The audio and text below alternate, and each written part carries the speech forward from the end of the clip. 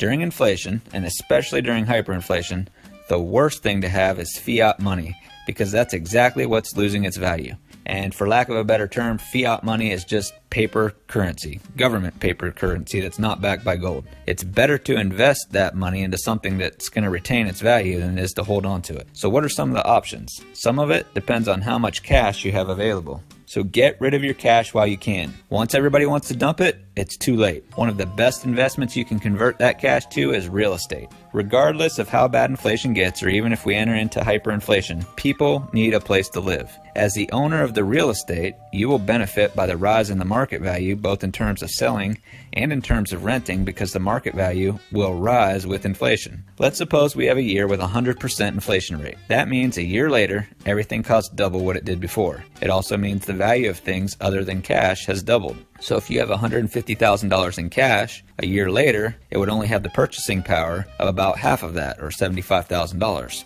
But if you bought a $150,000 house, a year later, it would be worth double that, or $300,000. The same type of thing happens with rent. Let's assume you have a house that rents for $1,500, and we have the same inflationary deal. We have a year where the value of money declines by 100%. Again, everything costs double. If you're renting out your investment house to a tenant, the new market rent would be $3,000 instead of $1,500. As long as you bought that real estate with a fixed interest rate, your payment isn't going to change that much. It might change a little bit with taxes from year to year, but that's about it. If you've ever heard of people talking about wanting to inflate out of debt, that's how it's done, and that's why inflation and semi-hyperinflation can be so powerful for people who have assets they still owe on. As the money loses value, the market rents increase, it can become easier and easier to pay the mortgage off early. If you can completely pay it off, as inflation increases, it will be a cash cow once inflation settles.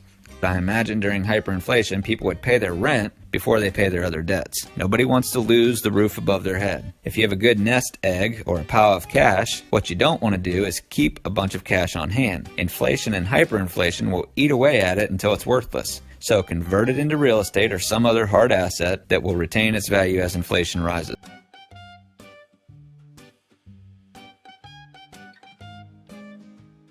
Be taken seriously. Consult with your financial advisor before making any financial decisions. Thank you. Okay, what do you do if you want to get slick? If you want to get really slick and you were convinced hyperinflation was coming, you could buy as many houses as possible with as little down as possible and borrow the rest. Let's say you were able to put money down and buy 2 houses on a fixed rate, both worth $200,000. As they rose with inflation, eventually one would be worth $400,000. You could sell it and pay the other one off, and then you'd be debt-free on that house. If you had lots of cash, you could do that with as many houses as possible. Just buy in pairs of houses, knowing that you will sell one as soon as the value is there to justify it. You could also do it with 3, 4, 5 houses. You could buy 5 houses, let inflation go up a little bit, sell 4 of them and pay one off. That's just one option.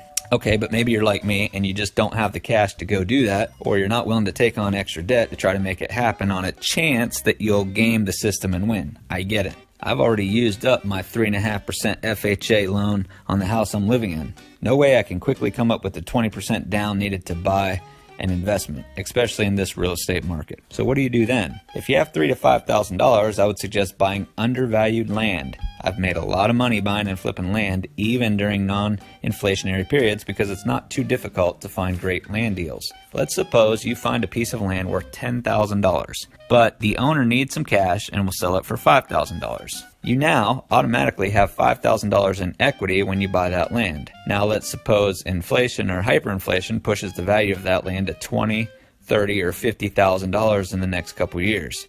You still have the land. If you had $5,000 sitting in an account, it would be virtually worthless, but your land will still have value. It's just the numerical value of the land will change. And it will change in a good way because it will rise with inflation just like a house would.